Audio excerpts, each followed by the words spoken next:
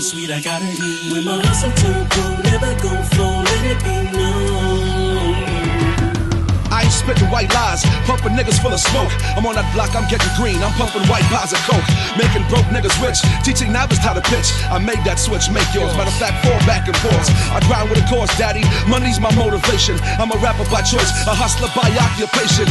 And my street profession, niggas call me Connect. And hustlers worldwide, show that man respect. Hustlers worldwide, for that reason I collect. See, that feeling's mutual, I never deal with that usual suspect. A snitch nigga's always on deck to put your business on the fence, take cassette.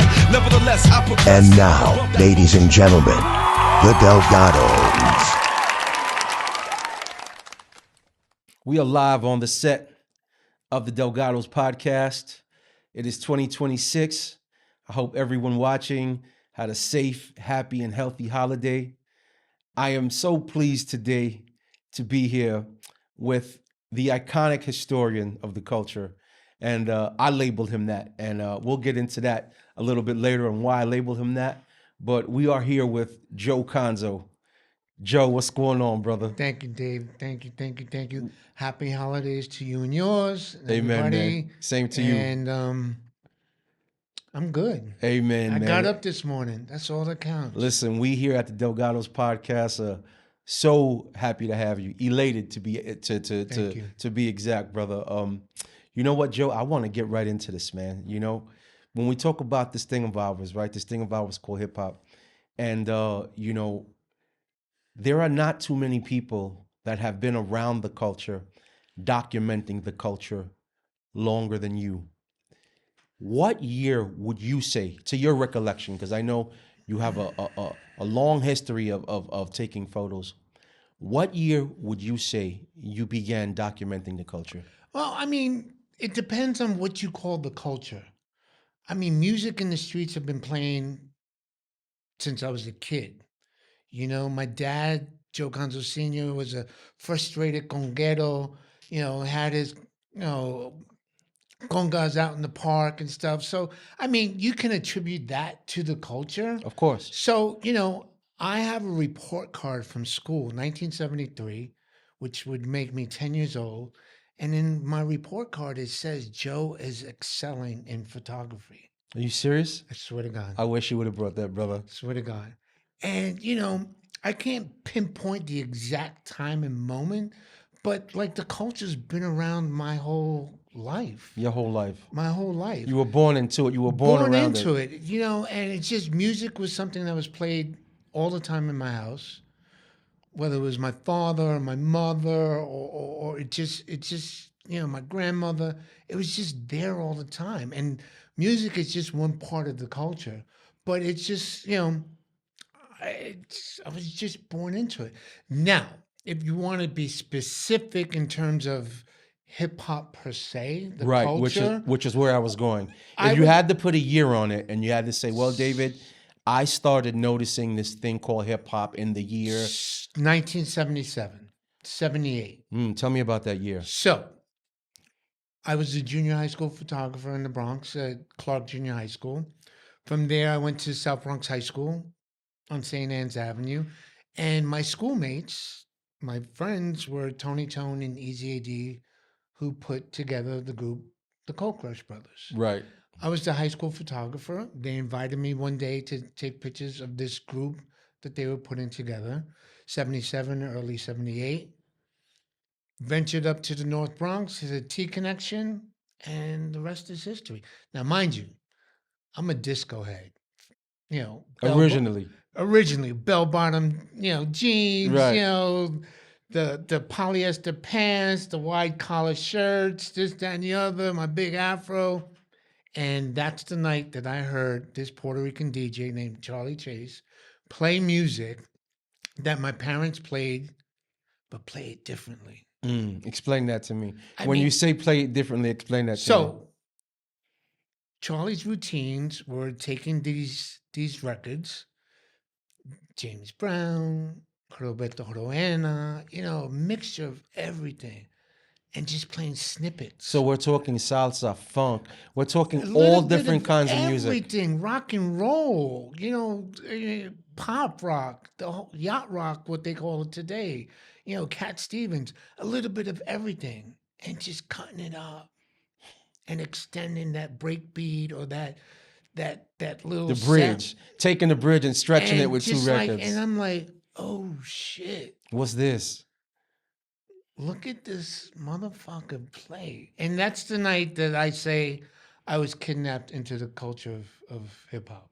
Now I've into heard rap music. Now I've heard different chronological times about this particular thing that I'm going to ask you, and I feel like you may have some insight into this. What year did you hear the term hip hop? Where people were, and like what I'm asking you is, where people were using it in context. You feel me? Like, what year do you feel like you began hearing that word? I can't specifically say what year, but what I remember, it wasn't called hip hop when I first started going. Okay. It was called the Jam. Okay. Friday night, down, the Friday night jam. It's going to be a jam. It's going to be a jam. Friday night, everybody lived for Friday and Saturday nights. In school, you wait till somebody hand out a flyer for the next jam, for the next show, this, that, and the other. And it wasn't until later on, I'm a historian, so I have tons of flyers and stuff, that you start seeing the word hip hop is like 81, 82. So that late in the game. So hip hop came in the 80s. That late in the game. Okay. And it depends on who you speak to, who coined the term hip hop. It could have been Cowboy from the Flash and the Furious 5. It could have been so-and-so. It could have been so-and-so. I don't know. Right. We can't prove exactly. I can't prove. You know for a fact, early 80s. 80, 81 is when it was being used in context. Some people say it was coined by the media to put something up because, the rappers were rapping in cadence and, I'm an Army brat. I was in the Army for 5 years. So I know those cadences, hip hop, it's a cadence to marching, to running, this, that, and the other. So, but, it depends on who you speak to. Okay. I can only speak on my experiences, my dealings and stuff. Now take me back to 77, right? When this thing that you experienced that night at that jam started growing and you heard it in this mixture and he was cutting up the records, did you know it was going to be something special? Did you know this was going to be something that would change the world? Because hip-hop culture has changed the world. Oh, hip-hop culture, the youngest genre, the rap music, the youngest genre of music, rock and roll, is the youngest and biggest. Most powerful. Most powerful. I mean, not too many genres, if any genres of music can say that they dominate fashion, language, sports. I mean, you name it. The culture itself has seeped into everything that we do as human beings all over the world. That night at the T Connection, besides seeing Charlie Chase, play music that I've never seen play before, and his partner, Tony Tone, my schoolmate from South Tony Bronx. Tone was your schoolmate? Yeah. So I went to school with Tony. So you knew him personally before? I went to school with Tony Tone and Easy AD, and it was through those two brothers of mine that I met Grandmaster Caz, JDL, Almighty KG, and Charlie Chase. So not only hearing Charlie Chase and Tony play music differently than I've ever seen before, it was seeing Easy AD, Grandmaster Caz, Almighty KG, and JDL rhyme, spit rhymes, do rap routines to Cat Stevens music. Cat Stevens. Rock and roll. Crazy. Nuts. James Brown. But that's the beauty Funky of hip-hop. drummer. You know what I mean? That's the beauty of hip-hop. Hip-hop takes whatever is available to it and utilizes it and creates something new from it. And that's what I've always loved about it. I'm going to quote Grandmaster Caz. Go ahead. Hip-hop didn't invent anything. It reinvented everything. Everything. And nothing's been the same since. Nothing has been the same since. Nothing's been the same since. Man, so you said on a report card that even as young as 10 years old, one of your teachers had written, Joe is excelling in photography. Did the camera choose you or did you choose the camera? How did you get your first camera? And at 10 years old, how did you know you wanted to take photos? So my stepfather at the time, Michael Caine. Okay. He was an amateur family photographer and this, and that's the story that I tell, that I caught the photography bug from him. So I got my first little point and shoot, little Minolta, whatever, point and shoot, and the rest is history. Now, I grew up chubby, big Angela Davis afro, wasn't that very athletic, didn't have the gift of gab, but that camera set me apart from every kid in my neighborhood because it gave me a lane that I could just walk around, take pictures of my neighborhood, my friends, school, after school. And my mother supported my love and passion of photography. She allowed me to build a darkroom. In the house? In the house. And I could go and take a roll of film, take pictures, run upstairs. Develop them. Show them to everybody. Show them to everybody. So it made me popular. Yeah, no, you was outside. And it just became a love and passion of mine. And I used to spend hours in the darkroom playing my music on my boombox, smoking my little tray bag of, sesame back then. A tray. Which is your $3 bag. $3 bag that you can get 6 joints out of. You know what I mean? Yeah, came in that beige envelope. And it was that natural thing. You had to take the seeds out of it. Unlike today, you don't know what the fuck you smoking and shit. Right. I don't even smoke today and shit. But I guess that gave my mother a sense of security, that she knew where I was at. Now, as an artist, right? Because I consider you to be an amazing artist. And thank you. Not only do I consider you to be an amazing artist, it's interesting because I feel like from an artistic perspective, there's a knowing. How did you know, I need to be taking pictures of this? Or was it just, I'm on the scene and this is what's happening around me, I'm going to take pictures of this? Well, you got to understand something. This thing of photography became a passion of mine, a love of mine, okay? Just like basketball.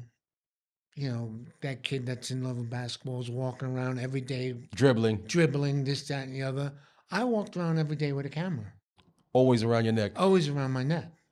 Everywhere you went. Everywhere School, I went. around the way, block this, parties. That, and the other, block parties, the whole 9 yards. And, when I wasn't taking pictures of this thing that we call hip-hop culture, b-boying, MCing, graffiti, whatever. Graffiti, the whole 9 yards, was my grandmother demonstrating in Washington, D.C. to free the 5 political Puerto Rican prisoners. Right.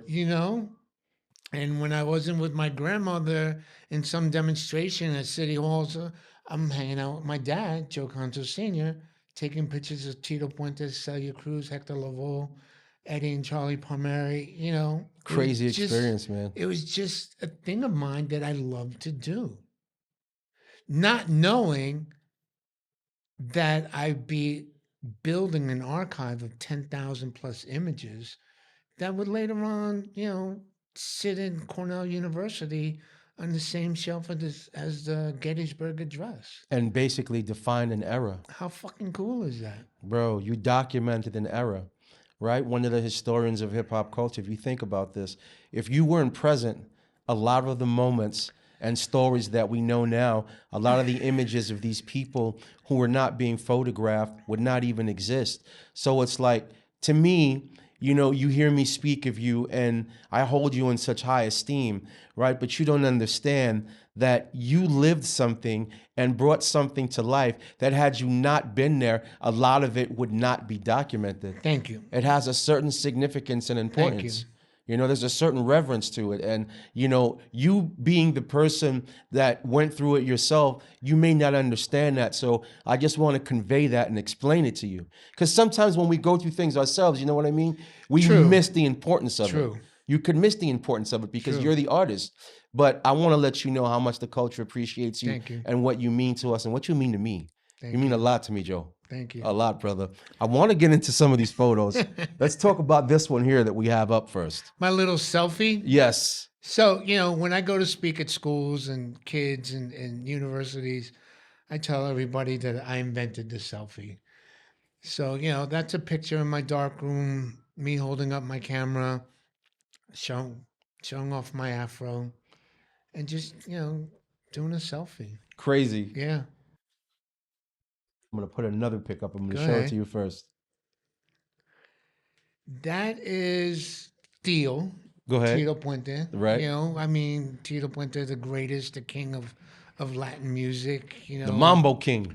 Mambo There- King. There is none better. There's none better. There's none bigger With a young Bobby Allende.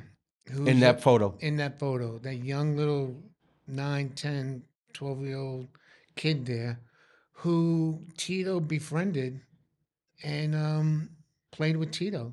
And to this day, 60 years later, he's still playing. We just celebrated his birthday not so long ago. That you know, he loves my old shots of him.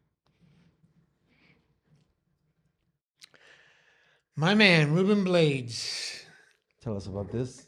Ruben Blades. You know, I mean, what can I say about Ruben Blades that hasn't been said before? I mean, I grew up on his music, and you know, he's just a phenomenal musician, politician. You know, an all-around phenomenal guy. And because of my family background, being the son of Joe Conzo, I have had access to so many Latin greats, Latin singers, that, you know, they just open up their doors and arms to me and just say, oh, that's Joe Jr. You got nothing to worry about. Let him rock. Let him rock and shit. He's rocking Let out. him rock. Coke La Rock and Cool Herc. Now, I want to talk about Coke La Rock a little bit because, Go ahead. you know, I know you know him. You know, there's a lot of discussion about Coke La Rock and, you know, what year he came about. If you had to put a year on it, when did you first hear Coke La Rock MC? What year was that? All right. So I didn't hear Coke MC until later on. How far later on? How much later on? If you had to put a year on it. David, it's hard to put years. You know, I'm 62. I barely remember yesterday and shit. But my pictures define what I have. Sure. It has to be, for me, late 80s, 90s. I mean, but you know. Late 80s Yeah. for Coke La Rock? Yeah. That's for me personally. Okay. All Now, right. I know from good friends and other historians, Coke's been around since almost whatever you want to put day one on. 70, you know, people say August 11th, 1973 is the birth Right. of- People say of the- 73, 74. You know, So was depend- Coke an MC back in 73? don't know. But if you listen to what other people, most of them say yes. Okay. I've spoken to Coke as a dear, dear friend of mine. We just came back from Europe together at a hip-hop festival out in Europe. And, you know, if he says, Joe, I picked up the mic in 73, then You believe him? I believe him. 100%. 100%. 100%. 100%. Say less. Shout out to Ain't- Coke La Rock. Yes, shout out to Coke La Rock.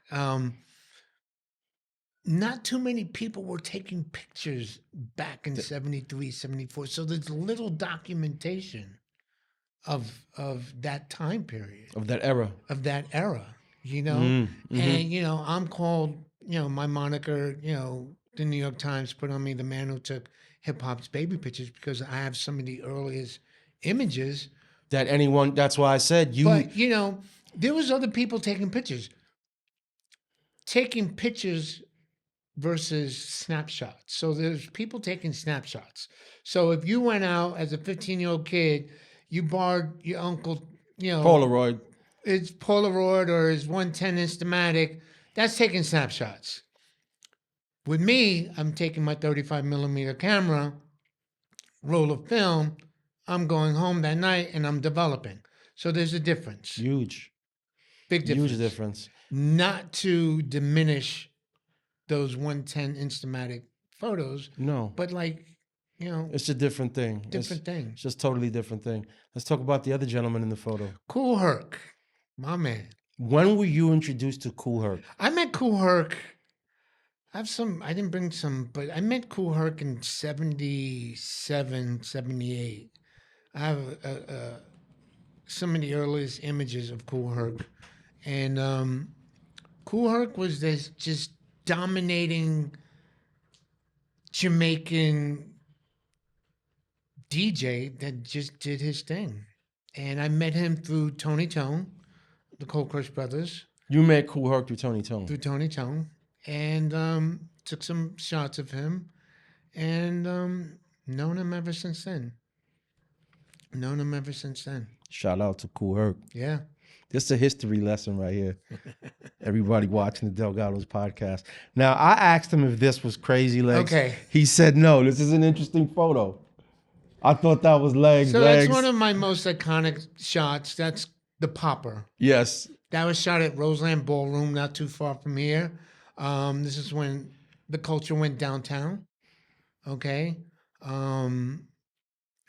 Believe it or not, and Jay, you can attest to this, that photograph was a mistake. It was a mistake. My flash didn't go off. So we can't even tell who's in the shot. No, I have a series of this guy dancing in this cipher. Okay. Where the flash went off, but you have to give the flash a couple seconds to recycle, to recharge, Okay. to take another picture with a flash. Okay. And in this particular shot, the flash didn't go off. So all I got was a silhouette. I hated the photo. That's one of And it hip-hop wasn't until later on where you got to I was appreciate like, it. fuck. This shit is Look genius. how fucking dope this shot is.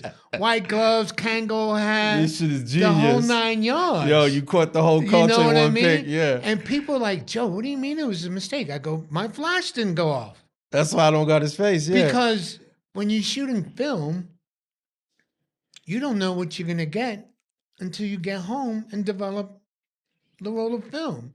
Unlike today, digital camera, you can take a picture, look at the back of the camera, and there goes your photograph, and you can adjust your lighting or whatever, your shutter speed, and keep shooting. Back then, I'm 16, 17 years old. So if I had 2 rolls of film, that's only 72 pictures. So each picture had to count. Had to make sense for you. Had to make sense. That's interesting. How many rolls did you usually go to the club with? Just 2 rolls? Maybe 2, 3. And then I got into what's called bulk film. Bulk film, where instead of buying rolls of film, I would make my own rolls of film. Okay. So I'd buy, a bulk of black and white and make my own rolls of film. Working a summer job, or a winter job, bringing home maybe $50 every 2 weeks. You have to take care of moms first. Understood. You have to break off moms and pay the house tax.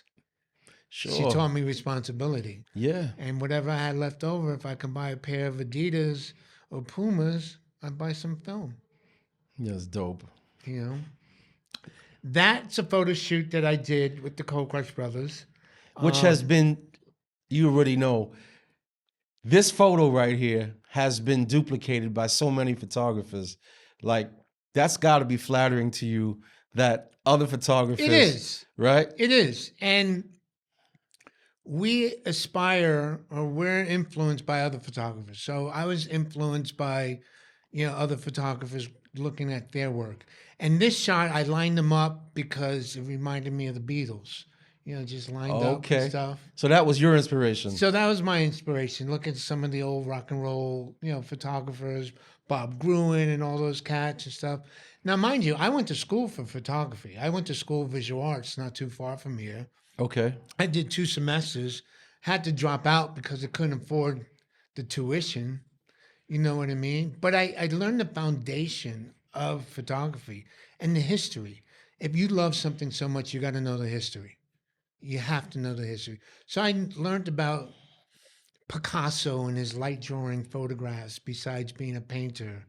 Ansel Adams and his work in black and white photography.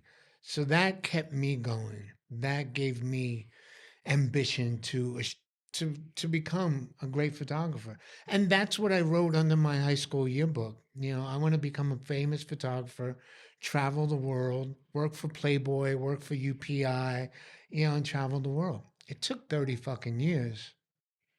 But you accomplished a lot of that. But I did. Right? Yeah. I've been... Listen, not many people can say they want to set out to do something and then actually get to live that dream and walk in that purpose. David, you have to feel accomplished, brother. Do you feel accomplished? I do, but I'm a humble person.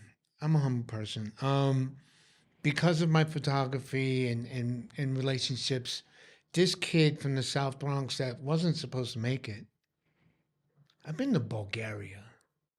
I've been to Japan. I've been to Korea. I've been to Germany. This thing of ours London. Brought you all over the world. I've been all over the fucking world. Not too many South Bronx kids can say that. Come on, man. All because of my love and passion of photography. All because of my love and passion of the culture that we love so much. I'm 62 years old. I'm wearing jeans. Tim's, You're still a kid, man. You look good, man. I'm still a kid. 62 is young. That's the new 42. Yeah, I'm telling you, bro. Now, don't get me wrong. I could put on a suit and tie. Be clean. And be clean. Clean up quick. I used to love my sock game back in the days when I was vice president. Mind you, he came in here with the rollie on the wrist. Zoom in on that. You know what I mean? He came in here with the wrist wrapped, wearing something heavy on the wrist. And don't forget this wrist too. Listen, see, Joe has a nice collection of watches, which I want to have you back on a different episode so we can get into watches. So we can talk about watches. Yes, brother. But I'm appreciative. I'm so grateful for everything. You're in gratitude. I'm in gratitude. Wow, man. And listen, man, like I said, not many people will be able to speak about what they want to do and then actually live a life where they're able to set out and do it. So, just blessings to you, brother. On a different note, with this recent celebration we had, right, this 50 year of hip hop celebration, there was a lot of talk, or has been since then all the way till now, about the part that Hispanics have played in hip hop, and then particularly Puerto Ricans. Big debate, right? Listen, you knew I was gonna suck you into this. Hold on a second. Hold on a second. Big debate on what contributions, like I said, Hispanics have made, but specifically Puerto Ricans. My question to you is, were Puerto Ricans there from the very beginning, and are we a part of the inception of hip hop? All right. I can only speak on me. Your experience, right? Joe CONZO Jr., Joey Kane, however you want to call me, this, that, and the other.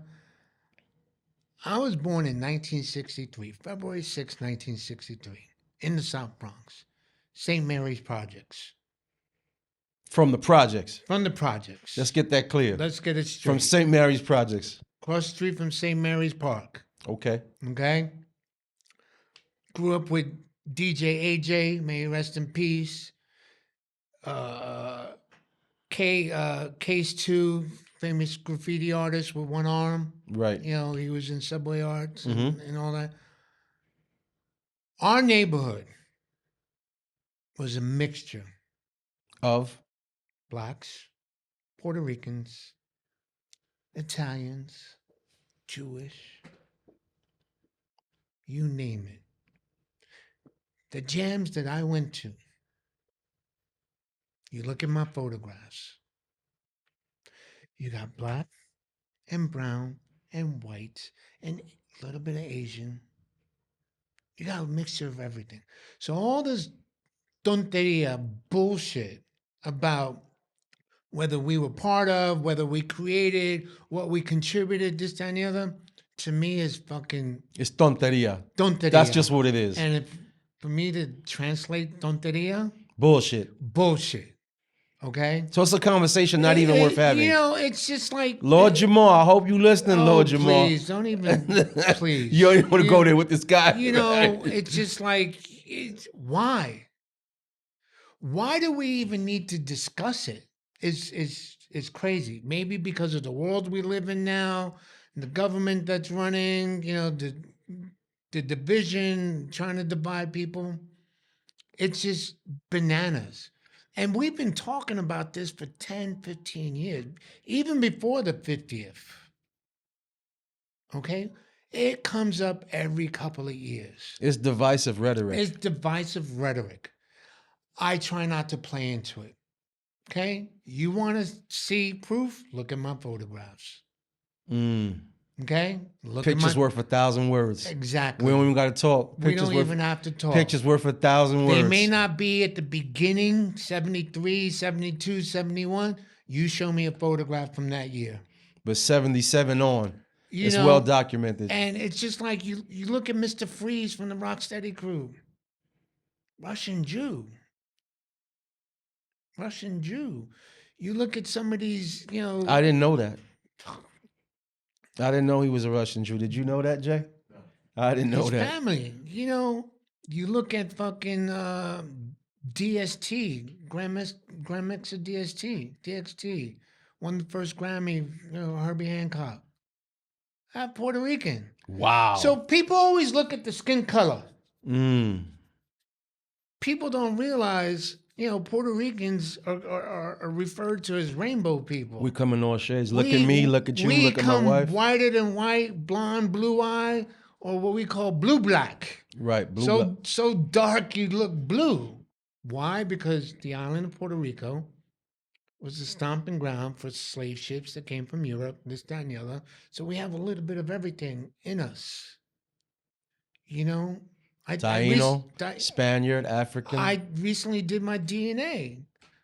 I got more African in me than I do Puerto Rican. I got Irish in me. I wish my mother was still alive. I was like, where the fuck did that come from? But the point is, why do we even talk about who started this, who contributed this, that, and the other? You know, Dizzy Gillespie was inspired by Tito Puente. I never thought it was a conversation worth having, only because there's so much banter back and forth. And you know, the internet, man, is a dark place. But David, you know, yes, there is a lot of banter. I try not to get involved. Every once in a while, they'll suck me into it, this, that, and the other. Right. I've sued people behind this because they've done documentaries to dismiss our work, our contributions, our whatever to the culture, and hijack my photographs. I'm like, yo, you can't, and get the lawyers on them. And, you know, I try not to engage in this internet bullshit, but every once in a while, because the internet, man, like you said, it's just, and I know it's Lord just Jamal. all rhetoric, man. I know him. I've photographed him over the years. He's come at me every which way and sideways. I'm like, yo, my man, look at the pictures. Pictures worth 1,000 words. We don't even got to argue. We ain't got to argue. There's nothing to argue about. There's nothing to argue about. It's right here in black and white. You weren't there. At all. At all. You came later on. Way later. 90s. Way later. You know. Mid-90s. Talk about that. Talk about that era. Talk about that. Now, if you, from my era, my neighborhood, where I'm from, my projects, South Bronx, then we can have a serious discussion. Yeah. But like, but if not, no. If not, no, motherfucker, you think the world is flat? Nah. You know, you think pigeons aren't real? If not, no. No. Yeah, no. But listen, let's move on. All good, Lord Jamal. He's part of the culture. He's made some contributions. Peace to the God. I had Sadat X on the show. I don't know if I love Sadat. Yo, Sadat is a great dude, man. Every time we see each other, it's like Nothing but love. Pooh Bar, Lord Jamal, Pooh Sadat. Bar, Shout out to Brand all of Nubians. them, all of them, all of them, all of them, all of them. Shout out to everybody that's from the music part to the dancing part, DJ, the graffiti. Shout out to everybody. Us photographers, we don't get the recognition That you deserve.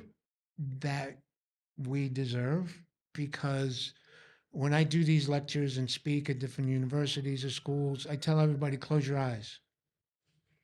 If you love this culture so much, close your eyes. What do you see? Nothing. Now open your eyes. That's what I bring to this culture, the visuals. The visuals. And without my visuals, like you said earlier, there'd be a large chunk of documentation. Gray area, just law. Gray It'd be area. all gray area. You have a Puerto Rican kid named Tape Master, Elvis Moreno, who went to school at Easy AD, who can be credited with recording at least 70, 80% of the live jams from back in the days. Puerto Rican kid. Not holding a boombox or a speaker recording, had access to plug it into that receiver. Crazy. And making live recordings that people still listen to today. That It's people will crazy. give their left hand for. It's a history lesson. Everybody tapped into the Delgado's podcast. This is Hip Hop yes. 101 right here. Yes. This is a history lesson. So, to Disco Wiz,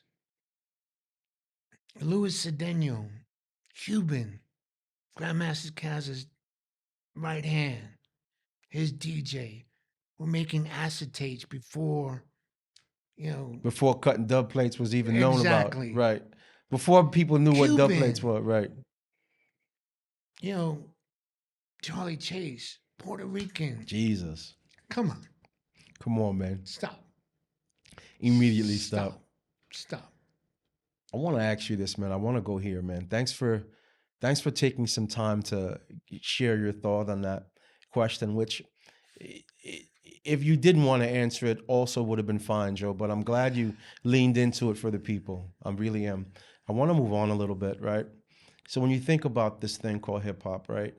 And you being there from the time where you started documenting and taking photographs to where we are now, are you happy with where it is now? Are you pleased in the state with where it is now? I'm happy where I'm at with it right now. I got to be totally honest with you. I don't listen to today's rap music. You don't? I don't. Maybe, Common, few other heads. You have your select few that I have you my listen. select few. I'm old school. You know what I mean? Yeah. I can respect, the trap and the drill and this, that, and the other. It's just not my scene. It's not for you. It's not for me. But, who am I to put a pigeonhole on anything? The rap music, the rap game has grown. It's like an octopus. Its technicals are moving.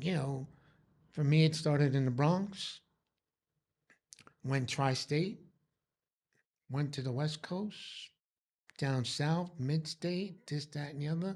I got mad respect for everybody. It's global. Last night, global too. It's global, man. Being part of the Zulu Nation, I've gotten to see so much, in my travels and seeing how the music has spread and everybody adds their own little touch to it. So, as you mentioned Zulu, man, Africa Bambaataa comes to mind. Well, you just want to touch on all these little hot buttons and stuff. I know hip hop. I'm a little bit younger than you.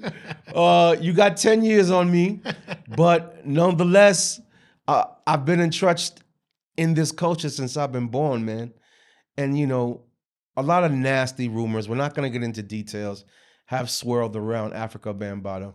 I can imagine you know him personally. Oh, yes. It's a quick question. I don't want you to get into it. It's a yes or no question. Do you believe anything negative that's been said about Bambaataa? Do you believe, knowing that man, that it's even possible?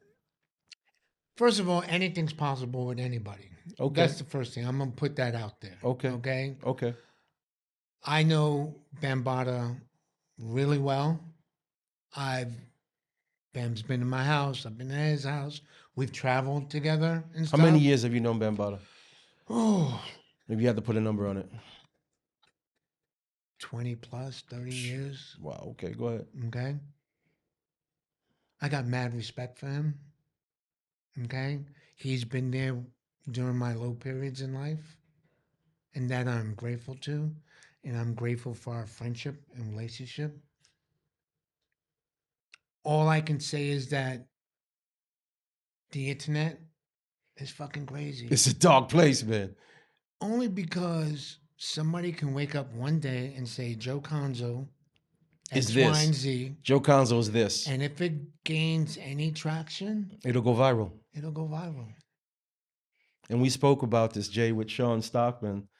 The word viral comes from the word virus, which is a sickness. It's not a positive thing. When people say, oh, something's going viral, that's Now- not always positive. Now, you've had people that come forward that said they did, X, Y, and Z, X, right. Y, and Z. I'm sorry.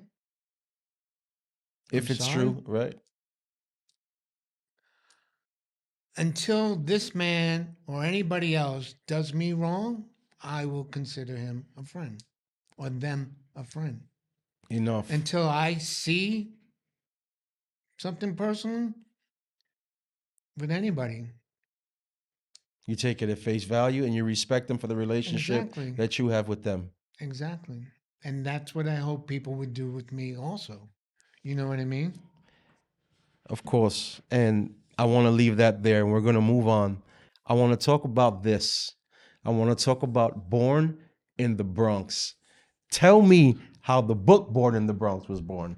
So, this is the third edition Of Born in the Bronx. of Born in the Bronx. Wow. It's been printed 3 different times. Mm. And this is the expanded edition where LL Cool J, good friend of mine, did the introduction, the forward of the book. Bambaataa did the forward for the original when Right. it first came out. Which is the copy I have. And I was fortunate enough to meet a gentleman by the name of Johan Kugelberg. Okay, who is that? He's a Swedish historian, collector that I met through Grandmaster Kaz because he was buying up rare, obscure records. And he happened to ask Kaz one day back in 2001, 2002, did anybody take pictures back then? And Kaz goes, Joe Conzo did. Of course he did. Got an email one day, went downtown to 86th Street to his condo with 2 milk crates of negatives and pictures, hoping that this guy would buy something from me. And he was just blown away by my archives. And he said, these photographs need to be in a book. They need to be in a museum. They remind me of the lost Dead Sea Scrolls. They're fly on the wall. I've never seen anything Quite like it. Quite like it. And I'm like, yeah. You're going to buy Whatever. anything? Right. He goes, no, I'm not going to buy anything. We developed such a close friendship. Everything he told me that day, we have done. It's We've done happened. a book, an exhibition. We've traveled the world. And to this day, we're still, I give him credit for my career. It's amazing. And because of him, my negatives sit at Cornell University, the hip-hop collection there. And I'll say this until I'm blue in the face. My negatives sit on the same shelf as Gettysburg Address. No, that's crazy. How fucking cool is that? Nah, it's significant as fuck, man. And my work will be preserved for hundreds and hundreds a year. Forever. Forever. Long, Ever? Forever, ever? Ever? So even, listen, Joe, you know, I'm praying that God blesses you with many more years of life. But long after you're gone, your work will be here so that the culture can go back and say, this is what was happening during that period. And we have this because of Joe Conzo. Thank It's you. crazy, man. And that to me is so important. You know, The onus is on us to document our culture, Our time period too. our Also, time period, our family history, our family everything. You know, many people have come and tried to tell the story that are outsiders and stuff. But, as long as we're still here, why not hear it from our mouth? and that's what this podcast was Ex- about for me, was being able to sit down with the contributors of the culture, the founders of the culture, the historians of the culture, and tell you guys story, and be able to go back and say, years after I'm gone, people could come watch this interview with Joe Conzo and learn all this great information that you shared with us today, man. I'm just I'm in awe, and I'm just really happy and blessed that you were able to come by today, man. Thank you, David. I want to Thank ask you. you this last thing, Joe, right? This is our closing thought. We're going to close with this. If you had to say something to the youth and the culture today that you wanted them to remember or that you wanted them to understand, what would that statement be? I say this all the time, and I'm glad you're bringing it up. Living in today's world is a hard world. The youth of today have so much coming at them, whether it's on their phone, their tablets. My granddaughter's 10 years old. Oh, she cannot phantom not having an iPhone and the internet, this, that, and the other. And what I would say to the youth is go outside, breathe some fresh air, Mm, be in the moment. be in the moment, Be in the moment, be in man. the moment. The youth is I'm lost not in taking your technology away away. from you, because I had to pivot with technology. I had to go from film to digital, which scared the fuck out of me, but I had to do it if I wanted to stay relevant. Yeah. Okay, but like, Stay in the moment. stay in the moment, Live in the right now. live in the right now. Get out of your own head. Get your face away from to that the young screen. photographers, shoot your environment, take pictures. Put down the iPhone, get a regular camera. To engage with people, engage, and just don't believe everything you read on the internet. Do or your see. research. Do your research. Fact check. Check facts and go out in the world and know, live. And for me, my internet was the Britannica Encyclopedia. That was our internet. You know what I mean? The library, The streets. the streets. The streets. You heard it here from Joe Conzo. This is to the youth. Get your faces out of these screens. Put your smartphones down. Put your tablets away. Go outside and live it. Be in the moment. Continue developing this thing that we call hip hop. Continue this culture. It's up to you guys to carry it on for generations to come. I appreciate everyone who tapped in today, and I appreciate my special guest, Joe Conzo. At the Delgado's podcast, you know what it is. Stay tapped in. Peace. Peace.